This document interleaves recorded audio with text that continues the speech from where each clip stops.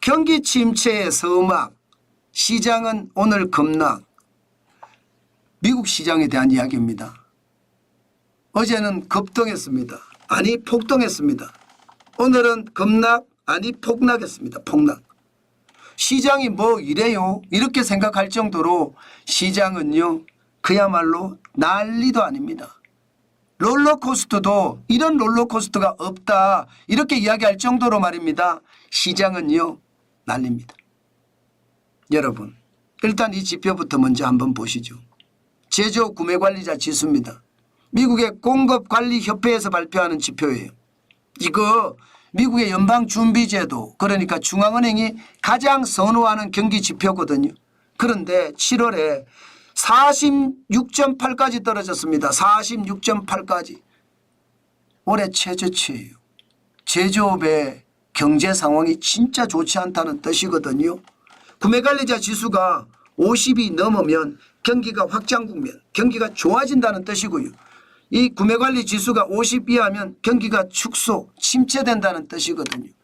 46.8까지 떨어지니까 지금 시장은 쉽게 말하면 얼음 됐습니다. 얼음. 얼음이 돼서 이게 내가 어떻게 해야 될지 몰라. 예, 투자 자금을 빼야 됐나? 빼야지. 예, 익절매해서 이익을 취해야지. 이렇게 생각하는 사람이 진짜 많아졌다는 그런 의미로 해석할 수도 있습니다.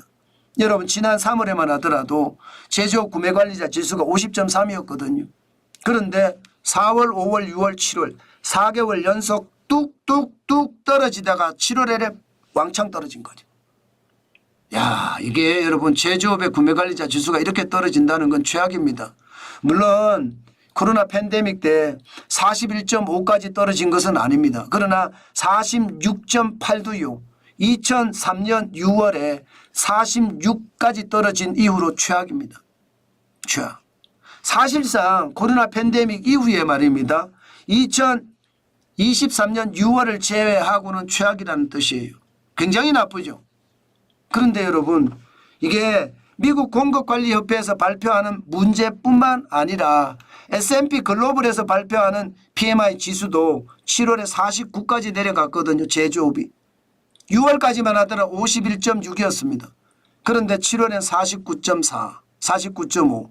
그러면 지금 제조업은 전체적으로 경기 침체의 서막을 알린다고 해도 과언이 아니죠. 실제입니다. 실제 지표가 또 하나 나온 게 있습니다. 주간 실업수당 청구 건수도요. 예, 이번 주죠. 7월 21주를 시작되는 거 24만 9천 명으로 전주보다가 적어도 말입니다. 적어도 9천 명이 늘었습니다. 9천 명이 아니죠. 14,000명이 늘었습니다. 14,000명이. 전주에 24만 5천이거든요. 실업수당을 타는 사람이 굉장히 늘었다는 뜻이에요. 그만큼 경기가 나빠진다. 물론 코로나 팬데믹 때는 실업수당을 탄 사람이 4월 2일에 664만 8천 명 엄청났습니다. 그때보다는 아니지만 근래 들어서도 굉장히 많다는 뜻입니다. 올해 들어서서는 가장 많고요. 작년 5월 11일에 26만 4천이 있습니다. 그때 이후로 가장 많다는 것. 그러면 실업자가 점점 늘어난다는 이야기잖아요. 경기 침체의 시작이 된다는 뜻인가요? 이렇게 되니까 시장은요. 와르르 무너졌습니다. 어떻게 와르르 무너졌느냐. 필라델피아 반도체 지수가 5233.08까지 올라갔습니다. 7% 올라갔다 7% 더 빠졌습니다. 4859.59로 마감했어요. 굉장히 많이 빠졌죠. 그야말로 하루 만에 올라갔다가 내려갔다가 이게 온탕과 냉탕을 왔다 갔다 했다는 뜻입니다. 어디 그뿐입니까? 네, 엔비디아도 마찬가지입니다.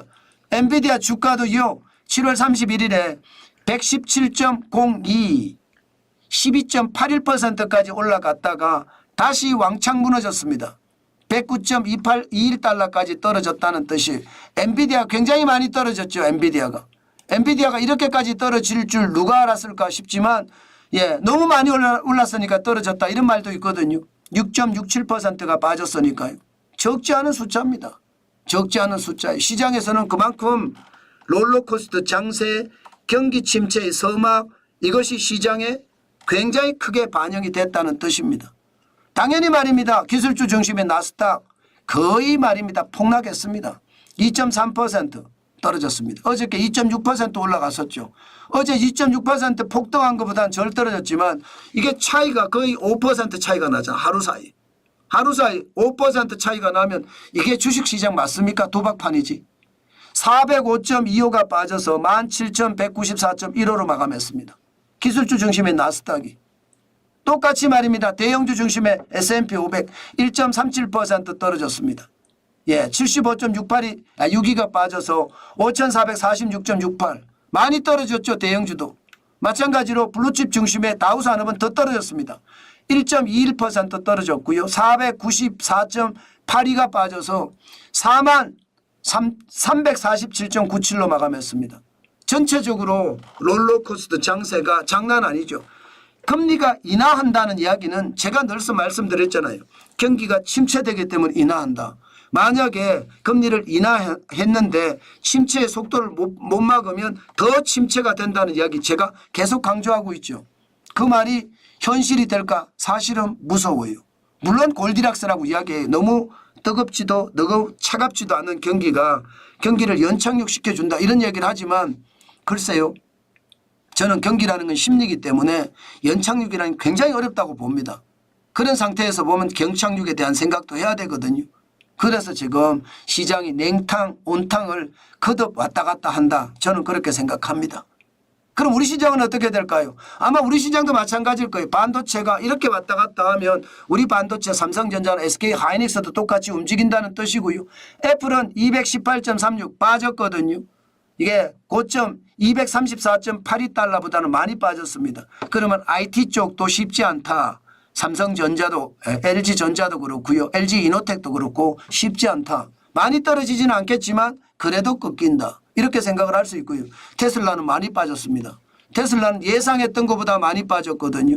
216.86달러까지 빠졌으니까 어저께 우리도 2차 전지든 자동차든 많이 올랐는데 오늘은 많이 빠질 수도 있겠다. 그런 생각을 할 수 있겠죠.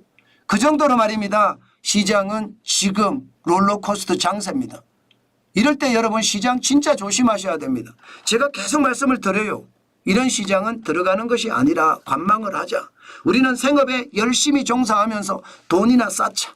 그리고 극단적 위기가 왔을 때 그 돈을 투입을 해서 주식을 많이 사자. 제가 그렇게 계속 말씀드려 왔습니다. 저는 여러분들이 그렇게 하셨으면 좋겠습니다. 지금 시장은 워낙 불안한 상태거든요. 사려는 판을 걷는 기분으로 걷는다 이렇게 예상할 수 있습니다. 때문에 여러분 조심하시고 조심하면서 시장을 크게 보는 그런 시각을 가졌으면 좋겠습니다.